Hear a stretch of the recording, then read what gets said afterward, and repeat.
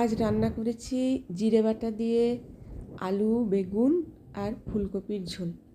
আসলে ফুলকপি আর আলুর ঝোলই করতে গেছিলাম, তারপর দেখলাম এক ফালি বেগুন আছে, দিলাম কেটে, ভেজে এর মধ্যে মিশিয়ে।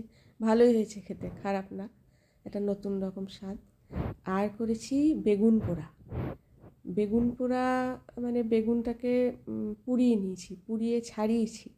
ছাড়ানোর পরে ওর মধ্যে কাঁচা তেল, নুন, কাঁচা লঙ্কা কুচি, পেঁয়াজ কুচি, ধনেপাতা কুচি এসব দিয়ে ভালো করে মেখেছি। এখন চামচ দিয়ে আমি এটা দেখাচ্ছি ঠিকই, কিন্তু চামচ দিয়ে কি আর বেগুন পোড়া মাখা যায়?